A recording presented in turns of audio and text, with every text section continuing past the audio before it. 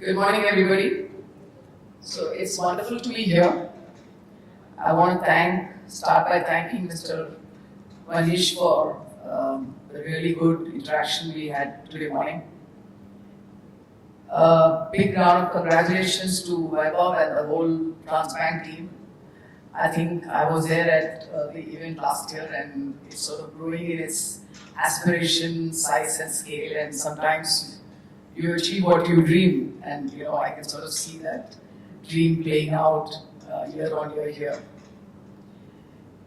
Most events that we see today, if somebody were to do a data analytics, most events would focus on digital, fintech, and they are all oriented towards the retail world.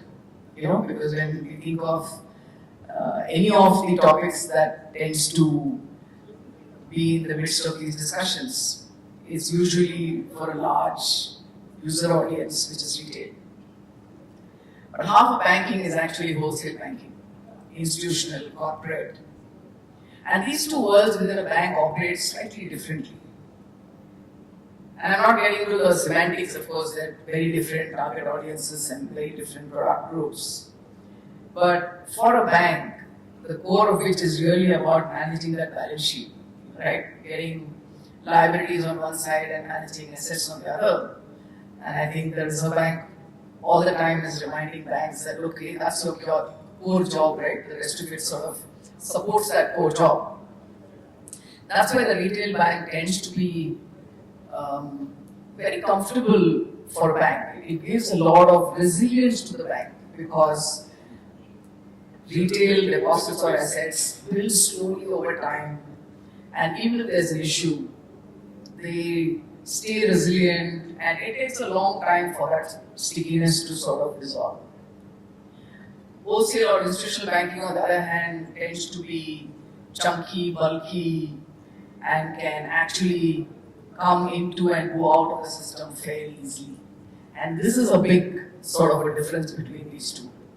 And that's really the role of the various products that corporate banks tend to offer, which create a certain stickiness. Of course, they have to serve a purpose, they have to serve a need, they have to solve a problem, but they also play a role in creating that stickiness with clients and businesses because they become integrated and integral to actual business flows within the corporate institutions that they serve. The role of technology, players like TransBnk, the whole conversation today morning on how AI is going to be a big part of the discussion today, all of that sort of plays into that space. And, payments, trade, custody services, clearing services, FX, treasury. So this is a sort of gamut of services one thinks of as a corporate banker, and the corporates sort of use these and deep integration with technical systems, and primarily delivering efficiency and accuracy. Efficiency is got to happen at low cost. It should really, deliver all of these needs in the simplest manner with very little complexity. Right? I mean, this has been the objective for many years and will continue to be so. The way it is achieved changes. Now, when we look at the corporate environment today, and I think we've seen a lot about this, actually our corporates are fairly cash rich. And in fact, even the policy conversation today is about how can this cash get more deployed into productive results rather than only purely financial ones. And you would have read a lot about this. I think even the government really wants more investment into capex, more investment into how to lead this to drive further growth in the economy, rather than just sort of look at how to run investments and the treasury book. So access to capital, I think we have very evolved capital markets. But before I come to that, and I think the conversation on the environment in which we live today. So yes, there is this big opportunity of AI and how these services can be delivered. But we can't ignore what's happening around the kind of disruption to trade routes with all the sort of wars and various things happening globally. The disruption to trade routes is a very severe one, which means if I go back a few years and say there was this big trend from to open payments, right? So everybody would say, letter of credit is not really happening anymore. Open payments, buyers, suppliers know each other, establish trade relationships. But that's turned on its head, because you can't really trade as much with a particular country anymore, due to tariffs or whatever. Then corporates are looking to seek for fresh markets, new suppliers, different kind of customers, and all of this means you're starting afresh. So there is no trusted relationship built over decades, and perhaps LCs and various other mechanisms where the trust that the bank as a central counterparty can provide starts coming back to the fore. The other play here really is when we look at what does this imply to access of funds. So the opportunities there, for example, I think there are going to be discussions on GIFT City, so access to offshore funds, what sort of sectors will offshore funds be investing in the country. In some way, this disruption we are talking about has created pockets of what I would say high performance. And high performance driven by many macro parameters, but also driven by price volatility, driven by certain opportunities that get opened up in an environment of this sort. So increasingly, rather than looking at all these services as simple horizontals, it will become more relevant to look at these as very segment specific. So the approach to large corporates, the approach to multinational large corporate with a multi-country footprint versus an SME has always been different.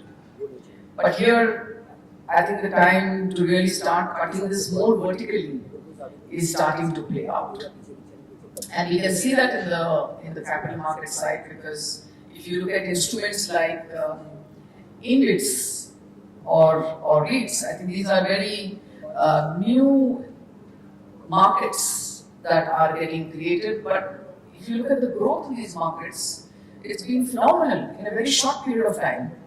So InvITs, for example, is really markets for infrastructure.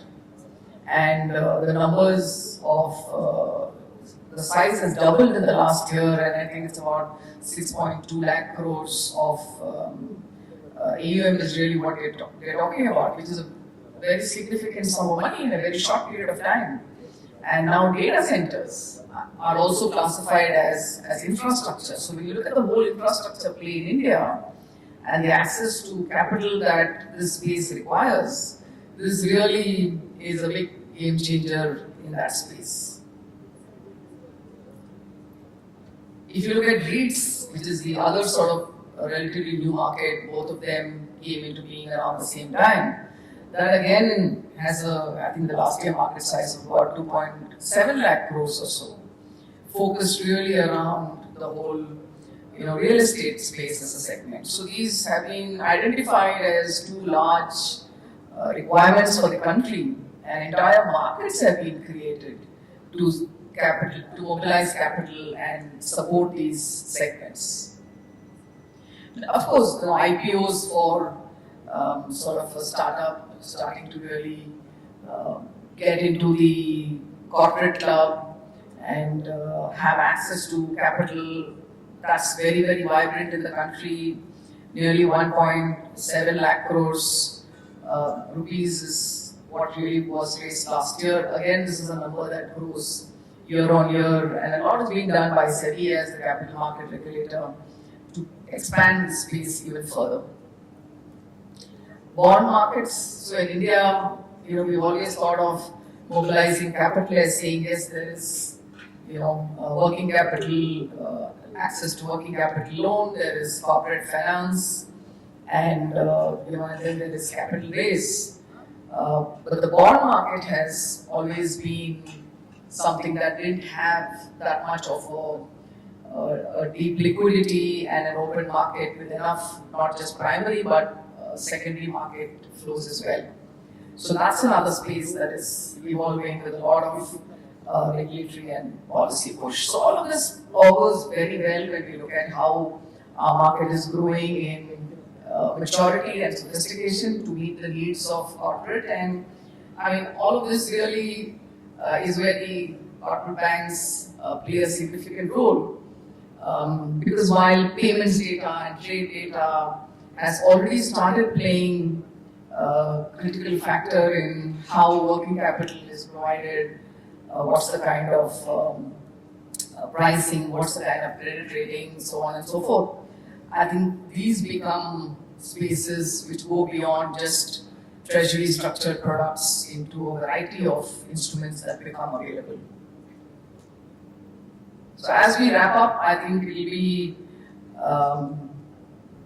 suitable to talk about the fact that capital markets are not just about access to capital, liquidity of the capital, but also playing a role in risk management. And if we look at really what today's world is, to your point, sir, this uncertain world that we are entering, offering opportunity, hope and despair at the same time, is managing volatility, is managing this risk.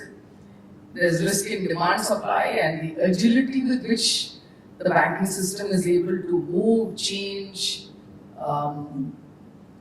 If a corporate was making payment to supplier A in some country and that has to shift overnight to supplier B somewhere else, how quickly is the banking system able to support that kind of agility?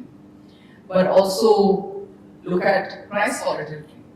And if you look at price, the discussion today really is about sovereign security. A lot of focus in India around how do we really look at renewables, how do we generate our own power from renewable sources like solar. And these are huge positive stories that are playing out in the country today. But also the whole recycling economy. Because we are a country where most of our metals, minerals are imported. And energy, of course, I think we are all feeling the pinch of that, right? Whether it is oil, natural gas. So creating more internal security within the country, and where we can do it really is in the space of metals with a lot of recycling. So these are again industries which will have need for capital and will be seeing significant growth in the days to come. And the role of the commodity markets to really look at risk management as this volatility plays out in the country today. So I thought these would be sort of interesting spaces connecting the transaction banking space with corporate banking as well as the capital markets. So I think the banks play a role both within the regulated RBI space as well as here on the SEBI and market space. With that, I'd like to wrap up. Wish you have a fantastic day. The agenda is extremely interesting. I think it sort of covers all gamuts of what really is part of a corporate banker conversation. Of course, a little heavy on the AI side, and it should be given where we are today on that topic. So wish you a great day and look forward to staying connected on this.